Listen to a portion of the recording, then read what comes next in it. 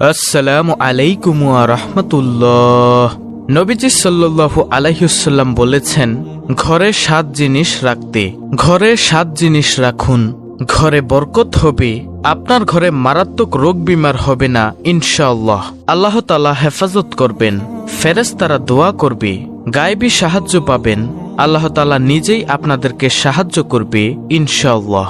সুপ্রিয় দর্শক, আজকের ভিডিওটি সকলের জন্য অত্যন্ত গুরুত্বপূর্ণ, তাই ভিডিওটি একটু না টেনে শুরু থেকে শেষ পর্যন্ত দেখার জন্য অনুরোধ করছি। আজকের ভিডিওতে আমরা জানব কোন সেই 7 জিনিস যেগুলোকে রাসূল পাক সাল্লাল্লাহু আলাইহি ওয়াসাল্লাম ঘরের মধ্যে রেখে দেওয়া খুব জরুরি বলেছেন। যারা নিজের ঘরের মধ্যে রব্বুল আলামিনের সাহায্য দেখতে চায়, এবং এই ভিডিও সেই সমস্ত মুমিনের জন্য যারা কিনা নিজেদের ঘরের মধ্যে সুখ, শান্তি, বরকত এবং সমস্ত রকম খারাপের সাথে সমস্ত রোগ থেকে দূরে থাকতে চান। যে 7 জিনিস সম্পর্কে আল্লাহর নবী সাল্লাল্লাহু আলাইহি ওয়াসাল্লাম জানিয়েছেন, সেগুলোকে আপনি যদি নিজের ঘরের মধ্যে রাখতে শুরু করেন, তারপর আপনি নিজের চোখে দেখতে পারবেন যে কেমন ভাবে আল্লাহ রাব্বুল আলামিন সমস্ত দিক থেকে আপনাকে সব খারাপ কাজ থেকে, সমস্ত বালা মুসিবত, বিপদ, ঋণ, দারিদ্রতা ইত্যাদি থেকে সুরক্ষিত করে রাখছেন।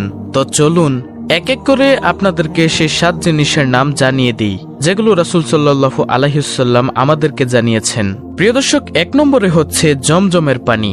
জি হ্যাঁ, আপনি যদি কোনো সমস্যার মধ্যে পড়ে যান, সেখান হোক শারীরিক কিংবা রুহানি সমস্যা, আপনি শুধুমাত্র কিবলার দিকে মুখ করে দাঁড়িয়ে 1 গ্লাস জমজমের পানিকে পান করুন, বা মানসিকভাবে হোক, অবশ্যই আগের থেকে ভালো অনুভব করবেন।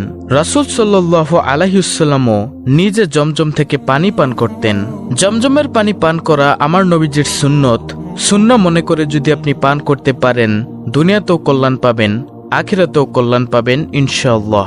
সহিহ বুখারী হাদিস নম্বর 1556।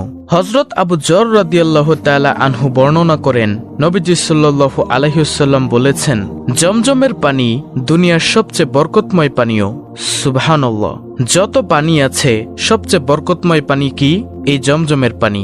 দলিল সহিহ মুসলিম হাদিস নম্বর 2473। প্রিয় দর্শক, 2 নম্বরে যে জিনিসকে জরুরি বলেছেন সেটি হলো পবিত্র কোরআন শরীফ, কোরআনুল কারীম।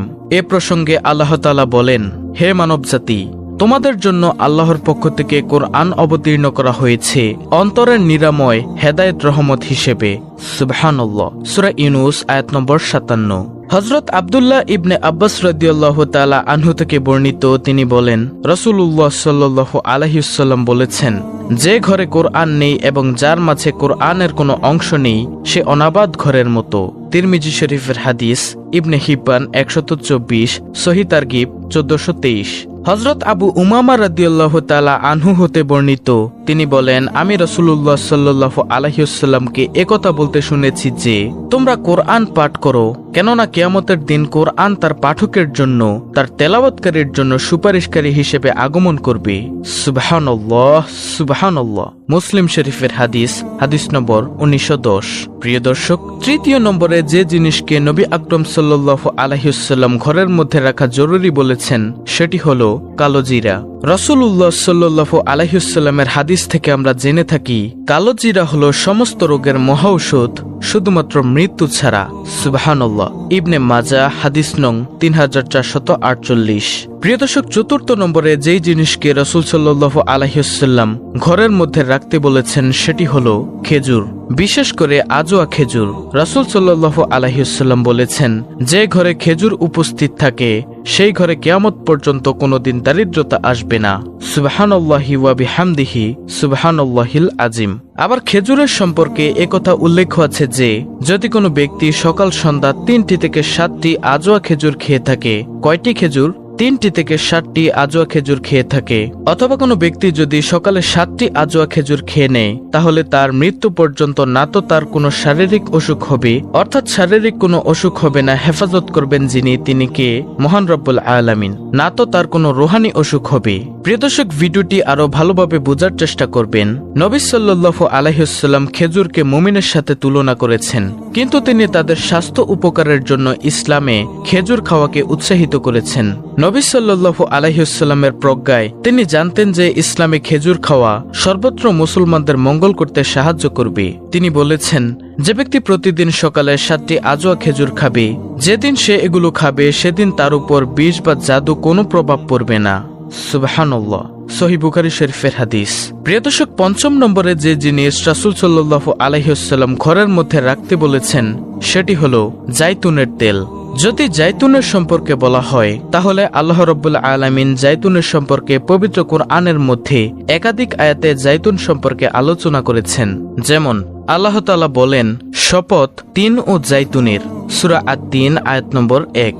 মহান আল্লাহ তাআলা আরো বলেন, আর এক বৃক্ষ জাইতুন যা সিনাই পাহাড় হতে উদ্গত হয়, যা আহারকারীদের জন্য তেল ও তরকারি উৎপন্ন করে।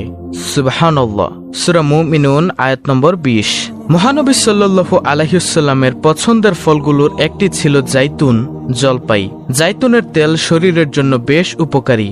রাসূল সাল্লাল্লাহু আলাইহি ওয়াসাল্লাম নিজে ব্যবহার করতেন এবং সাহাবায়ে কেরামকেও জাইতুনের তেল ব্যবহারের তাগিদ দিতেন। হযরত উমর ইবনে খাত্তাব রাদিয়াল্লাহু তাআলা আনহু বলেন, রাসূল সাল্লাল্লাহু আলাইহি ওয়াসাল্লাম ইরশাদ করেছেন, তোমরা জাইতুনের তেল খাও এবং তা শরীরে মালিশ করো, কেননা এটি বরকত ও প্রাচুর্যময় গাছের তেল। তিরমিজি শরীফ, হাদিস নম্বর 1851। এই জন্য যে ব্যক্তি এই জাইতুনের তেল খাবারের সাথে বা রান্নার সাথে ব্যবহার করবে অথবা এটিকে শরীরে মালিশের জন্য ব্যবহার করবে, তাহলে সে ব্যক্তি প্রায় ৯৯টি এমন রোগ থেকে মুক্ত থাকবে যেগুলোর মধ্যে অনেক রোগের চিকিৎসা এখনো পর্যন্ত আবিষ্কারই হয়নি। সুবহানাল্লাহ। এর চেয়ে সুসংবাদ আর কি হতে পারে বলুন প্রিয় দর্শক? তাই তো প্রিয় নবী সাল্লাল্লাহু আলাইহি ওয়াসাল্লামের পছন্দের ফল ও তেল হলো জাইতুন। রাসূল সাল্লাল্লাহু আলাইহি ওয়াসাল্লাম নিজে ব্যবহার করতেন এবং সাহাবায়ে কেরামকেও ব্যবহার করার তাগিদ দিতেন, উৎসাহিত করতেন, তাদেরকে বলতেন। সুপ্রিয় দর্শক, ৬ষ্ঠ নম্বরে যে জিনিসকে আল্লাহর রাসূল সাল্লাল্লাহু আলাইহি ওয়াসাল্লাম ঘরের মধ্যে রাখতে বলেছেন সেটি হলো মধু। প্রিয় দর্শক, একাধিক হাদিসের মধ্যে মধু সম্পর্কে বলা হয়েছে যে ৭০-এর থেকে বেশি রোগের প্রতিষেধক এই মধুর মধ্যে আল্লাহ তাআলা দিয়ে রেখেছেন। সুবহানাল্লাহ। প্রিয় নবী সাল্লাল্লাহু আলাইহি ওয়াসাল্লাম বলেন, মধুতে আরোগ্য নিহিত আছে। সহিহ বুখারী হাদিস নম্বর ৫২৪৮। আয়েশা রাদিয়াল্লাহু তাআলা আনহা বলেন, প্রিয় নবী সাল্লাল্লাহু আলাইহি ওয়াসাল্লামের কাছে মধু ও মিষ্টান্ন ছিল খুবই প্রিয়। বুখারী শরীফ, হাদিস নম্বর ৫২৫০। প্রিয় দর্শক, তাহলে আমরা বুঝতে পারলাম মধু খাওয়া নবীজির আদর্শ, নবীজির সুন্নত। সুপ্রিয় দর্শক, আমরা আল্লাহকে সন্তুষ্টি করার জন্য নবীজির সুন্নাহ মনে করে আমরা মধু পান করব। যদি করতে পারি, দুনিয়াতে আমরা অসংখ্য কঠিন রোগ থেকে আমরা হেফাজত থাকব, কল্যাণ পাবো, আখিরাতেও আমরা কল্যাণ পাবো ইনশাআল্লাহ। রাসূল সাল্লাল্লাহু আলাইহি ওয়াসাল্লাম বলেন, যে ব্যক্তি প্রতি মাসে ৩ দিন সকালে মধু চেটে খাবে তার বড় ধরনের কোনো রোগ হবে না। ইবনে মাজাহ ৩৪৪১ নম্বর হাদিস। সুপ্রিয় দর্শক, ৭ নম্বরে হলো কিসমিস। রাসূল সাল্লাল্লাহু আলাইহি ওয়াসাল্লাম শুকনো কিসমিস ভিজিয়ে নাবিজ প্রস্তুত করে খেতেন। তবে রাসূল সাল্লাল্লাহু আলাইহি ওয়াসাল্লাম কিসমিস ও শুকনো খেজুর একত্রে মিশিয়ে নাবিজ প্রস্তুত করাকে নিষেধ করেছেন। তবে তিনি বলেছেন, প্রত্যেকটি দিয়ে পৃথকভাবে নাবিজ বানানো যেতে পারে। হাদিসটি হযরত আবু হুরায়রা রাদিয়াল্লাহু তাআলা আনহু থেকে বর্ণিত, সহিহ মুসলিম শরীফের হাদিস।